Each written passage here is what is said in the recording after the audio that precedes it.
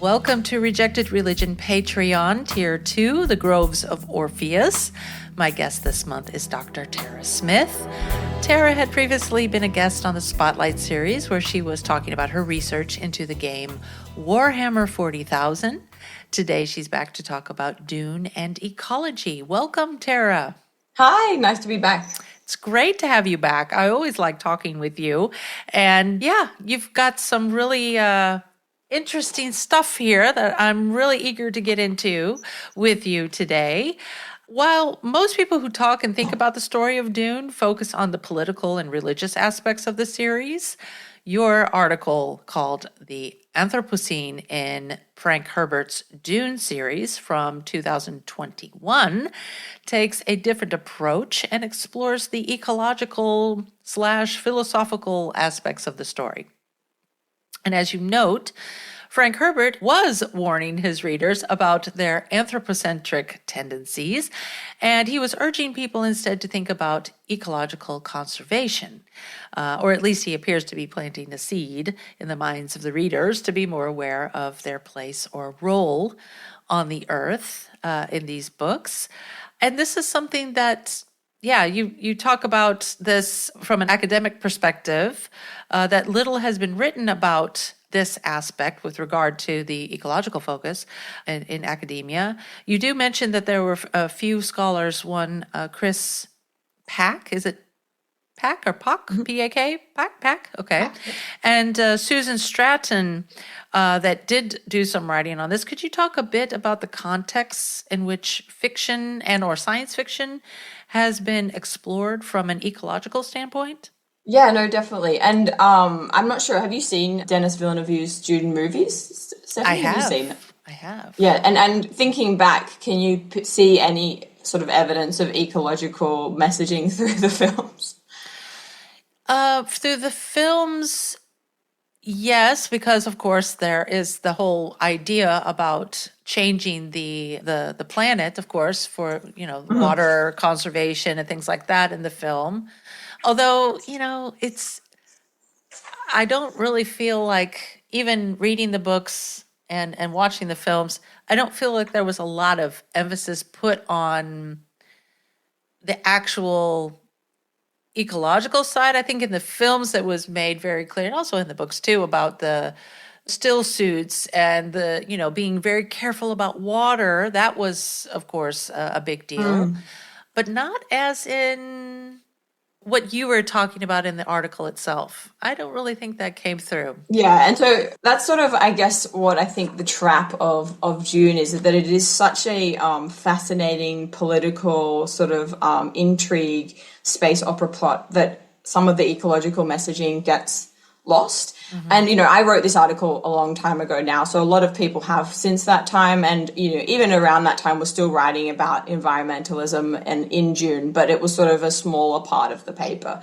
And I think for me, situating the importance of the environmental messaging in that has been sort of a reclaiming for me of Frank Herbert's original sort of messaging. And I'll read the dedication in the book that I have here, and it says, "To the people whose labours go beyond ideas into the realm of real materials, to the dry land ecologists, wherever they may be, in whatever time they work, this effort at prediction is dedicated in humility and admiration." So the entire book is dedicated to ecologists. So the fact that the films haven't really echoed that, to me, it was a bit disappointing. But so that sort of was my idea in this article, was to not just bring in environmentalism and ecological messaging, but bring it as it's tied to religion.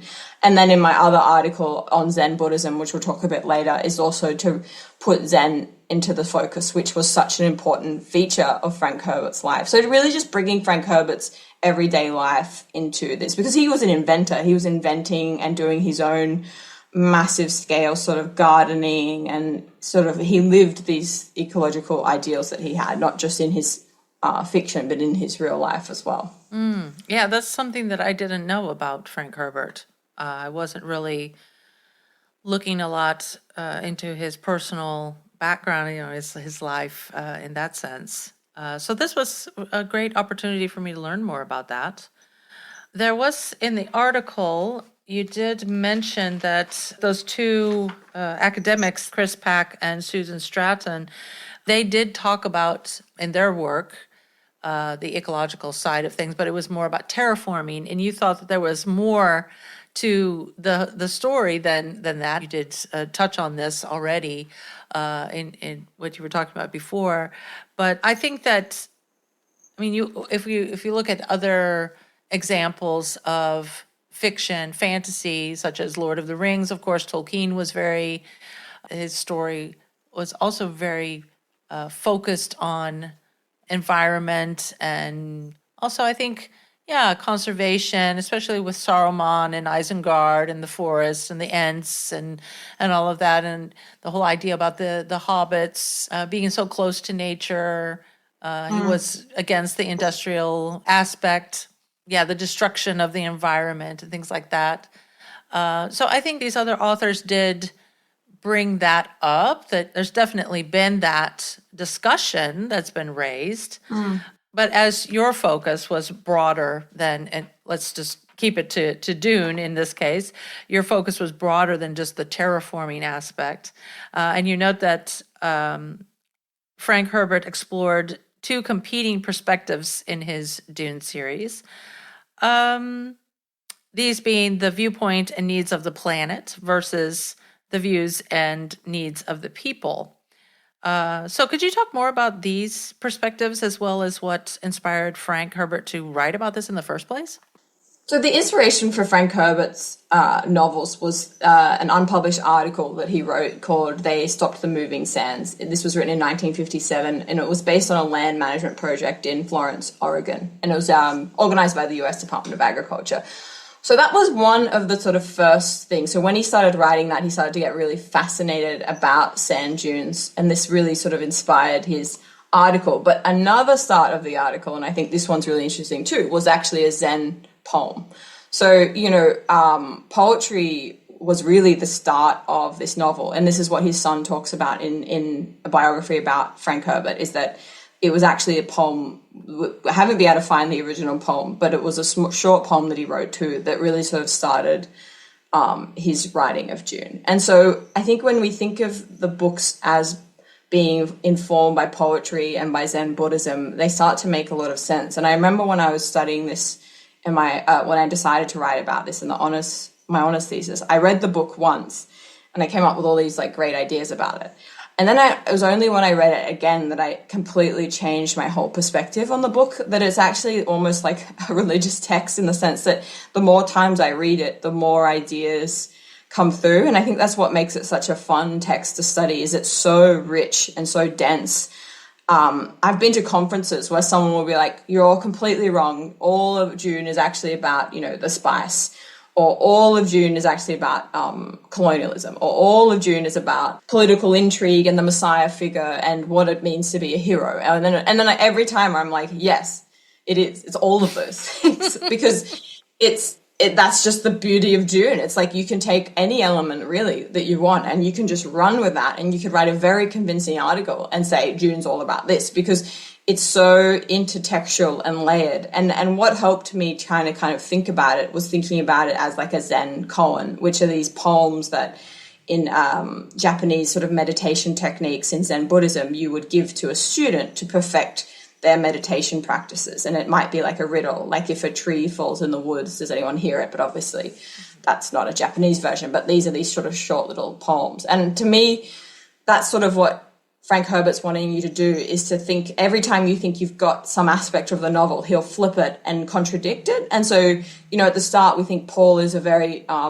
redeemable hero, but then as the novels progress, we start to really critique Paul's ideologies and ideas. And so he really doesn't want us to think in absolutes. And so I think that's why he's constantly questioning about the needs of the planet versus the needs of the people and trying to kind of complicate that relationship. And so he doesn't want it to be didactic in the sense that you come away being like, oh, this is the answer. He wants you to be like, to constantly question, like a student learning to practice Zen, and be like, oh, but could it be that? Or let's not believe in absolutes, because that's the whole message around Paul as the Messiah, is like, don't follow idols just because you think you should. And that's sort of, I think, for me, what I understood the book to represent. Right.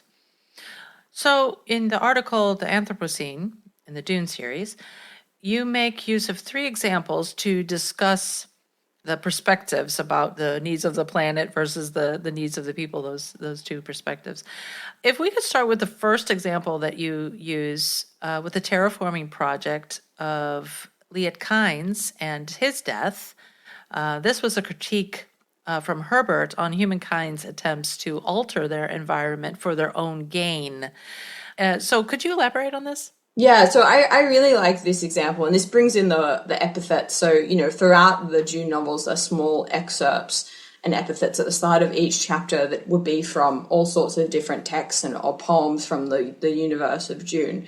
And what I really like about them is that they'll often give you some sort of hint or be maybe obscurely related to the text that follows. So the section of Liet Kynes' death starts with this really great poem, and I'm not going to read it now because I'm sure you can provide it, Stephanie, but it's this sort of poem about age and the folly of youth and this sort of ancient within the universe poem. And so that kind of sets the scene of Liet Kynes' death, and basically his whole conversation he has with his dad, who was also a planetologist, is this really kind of moving conversation where he's trying to he's being retaught about environmentalism and the movement, and he's sort of saying, yeah, I know all that stuff, Dad, like I know that. And he's sort of being like, hey, like I am like the stewardship of this land, like this is my land, and as he's actually dying in the desert. And so to me, this was a really kind of key example of like we can't really change the environment, or we shouldn't change the environment. Because what happens is the Fremen are changing the environment, but really slowly. So they're sort of going through this process. And you see this in the film. They're slowly collecting moisture. Mm-hmm. And their idea is this really long, drawn-out project. And what happens when Paul becomes Muad'Dib is that basically it gets supercharged. And so they go through it a lot faster. And then you start to see, and I'll talk more about this later, but you start to see then almost like a disintegration of Fremen culture and the things that were so important to them, which was a desert-based culture, starts to lose a lot of its effect. And so to me, this sort of death I think it's at the end of the first novel, is sort of a start of this almost new wave of terraforming that comes after. Right. And this is sort of him being almost trying to control something as it's slowly killing him. So sort of I guess, arrogance and hubris, really. Hubris at the face of such a big aspect. Because the planet of Arrakis and the planet of Dune is almost like a key character in it, in an almost kind of Gaia-esque way. And I talk a bit about that in this article, is that it's almost a character in its own right. And so to me, that's sort of what this section represented. I thought that was really interesting that you brought up the poetry, that point. I didn't really, while reading the books, I wasn't really, looking back, I don't think I was really paying that much attention to all these little clues that he was leaving in these little epitaphs and little poems that he would put at the beginning of each chapter. I wasn't really, I don't know. I only read it once, so maybe if I went back through and read it again, it would have a different effect on me. But I thought that was very interesting about this whole thing coming out of a poem, the whole story itself, that it started with a poem. I thought that was really, really interesting. And also that the planet was a character. I didn't think about that either when I was reading the books. Like I said, I only read them once, but it makes perfect sense. But it wasn't like the light bulb wasn't like going off in my head when I was reading the books. I guess because I was so caught up in the more the religious and the political, side of the story, and that's more what I was focusing on. That you kind of lose that sight of this planet is also changing and dealing with everything that's happening that the people are doing, on the planet itself.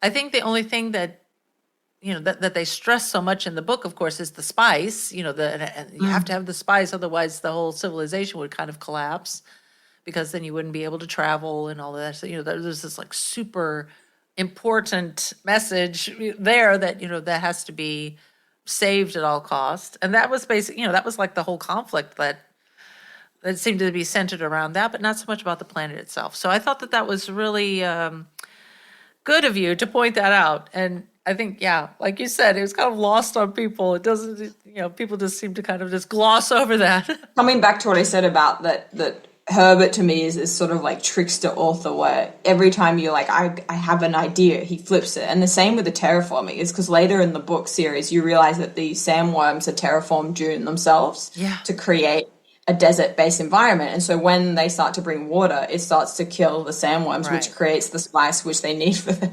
economy. So it's like you read it and you're like, oh, I know who the baddies are. The baddies are like, the people. And then you read it and you're like, well, actually, maybe the baddies before that was actually the sandworms. And then you're like, oh, right. So it's like, I think he really wanted to like constantly shift who we're sort of rooting for in the book, and nobody is 100% sort of redeemable. Yeah. And I think that that's very clever writing.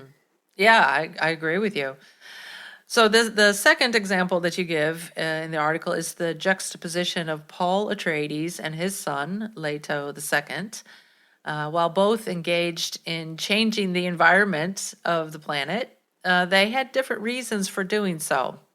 And I think this, for me, was, if I recall reading the books, that this was a really complex. It was hard for me at times to follow the motivations of both characters, because they seemed, in my opinion, to be quite conflicted at times with their actions, but they still went ahead and did everything that, sometimes didn't really make sense to me that they'd be so torn and conflicted, and yet they just move ahead knowing that what they were doing, especially that having the prescience that they knew that what they were doing was going to lead to what it led to. So that was hard for me to follow along. It was very challenging to read, I guess, in that aspect. Anyway, but you could talk about these main differences between these two men. Yeah, so Paul starts to really kind of amp up the terraforming project, and he sort of wraps it around also his desire to rule and has full power over the Fremen, and it's kind of combined his sort of dreams for the planet, and sort of, I guess, making it like his home world. Is it Caladan? But he's basically his water-based planet, you know, like that's where he comes from as a kid. And so almost trying to kind of recreate that. But, throughout, you get this idea that Paul doesn't want to do that he's almost down a path that has been set that he can't come away from. And it gets worse and worse and worse, sort of, until he basically becomes the blind beggar in the desert, completely removed from ruling, but from memory, when Herbert suggested this story to his editor's like, no one's going to want to read about this anti-hero, because, of course there were anti-heroes and these kind of forward heroes before then, but Paul is such like a typical example of it, that basically he's sort of doing it the whole time. And you see, like, even now, like outside of fiction, you see basically, these very rich, wealthy people saying things like, we need to stop being controlled by the very rich, wealthy people. You're like, isn't that you? You know what I mean? Like, aren't you that person? So you get this sense of when, like, Paul's talking about this, you're like, couldn't you just stop? Like, isn't that you? Yeah. So there's definitely a part of as a reader being like, aren't you part of the problem, Paul? Like, step out, like, go away, So I find that whole kind of hard to read. But basically, Paul represents this almost like fast, supercharged terraforming. And then his son, Leto II, goes through this amazing, like, physical transformation where he fuses with all these sand trout, which are what becomes the sandworms later, and basically, becomes this monster that then goes around just destroying all the work that his father's done to try and terraform. And it's like a totally dismantling. And to me, they could also be seen as, like, both sides of the environmental movement. You have those that are trying to work within the system, that are trying to do the best they can, maybe making some decisions that the rest of people don't like. And then you have almost this violent protester kind of, nature. And so they're very different, but I think for me, what what Leto II really represents is a kind of an advocate for the planet itself, and he becomes like the champion of the planet. And I don't think either way is very as I said, like Herbert doesn't like absolutes. Neither one is being saying like this is how we should do it. But I think it's great that he kind of contrasts those two different ways, and at different times you have a lot of empathy for both of them. So yeah, I think Leto sees this real slow destruction of the planet and the desert planet, which is what he believed it's supposed to be. So they have two very competing visions of what they want Dune to look like. Exactly. Just to clarify here for the listeners, you're limiting your discussion to the first 3 books here. Yeah. Because later on, of course, spoiler alert, later on, of course, the Leto the second also does a lot of changes to the planet again too, and keeps a desert area, but the rest is green. So, that's down the road, but you're looking at the first 3 books here. So just so people don't get confused thinking, well, didn't Leto also do terraforming and stuff like that? Yeah, he did later on. So that was a different... they're all like pretty awful characters in every sense of the word. Right.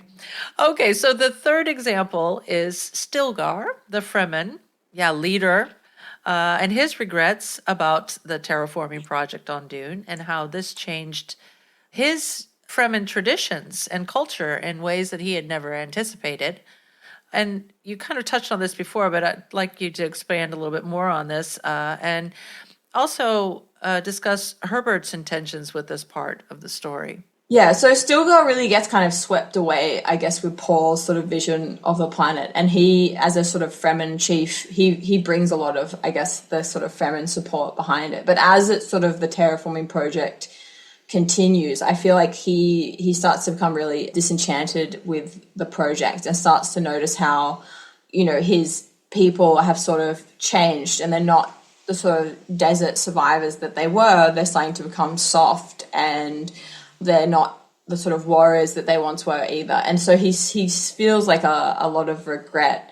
So he sort of internalized, I guess, the project and has a lot of bit of regret. And I think thinking about it, like the Fremen sort of feel a bit bamboozled, I think. I think they all get kind of swept up with the jihad, swept up with Muad'Dib, and then they do what he says, and then they feel like once they're out of conflict, they lose a lot of what made them different. And so much of their religion is actually tied with preserving water. It's wearing of the still suits. It's collecting moisture from the cloth that they lay around the planet, and it's in these rituals around water. So if suddenly you have water pouring from the sky, how important are these sort of water-based rituals that you're doing as a tribe that forges connections that is so important to them. So once that becomes non-existent, I think there's almost like a religious identity crisis of what do we do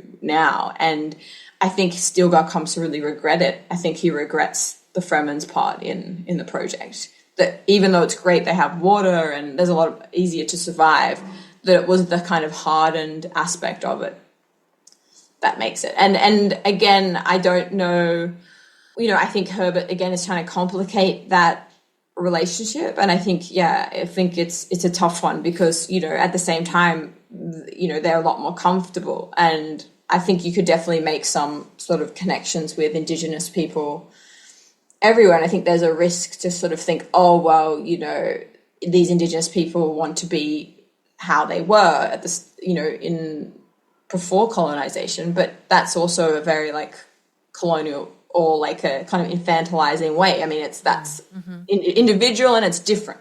I think different Indigenous people have different ideas of what they want, and it's not our ideas to be like, well, this is what they. So I think and people have read and very like critiqued, and rightfully so, Herbert's depiction of the Fremen as the sort of Indigenous kind of characters, of feeling like that he doesn't do a very good job of it, and he sort of fetishizes, especially like kind of Middle Eastern Arabic cultures in the kind of depictions, and I think that they're valid critiques. You definitely get the idea of this sort of like fetishization of the nomadic tribes, and he was very inspired from memory from Lawrence of Arabia and kind of that kind of energy. Okay. That might not be right, but you can tell that sort of feeling is sometimes a bit in there as well. Right. Well, this wasn't only, though, in the story, it wasn't only limited to the the change in the way people were thinking and the way that they were living, but they were also, wasn't there something called water sickness that they were dying because Yeah, wasn't it? that's right. Yeah.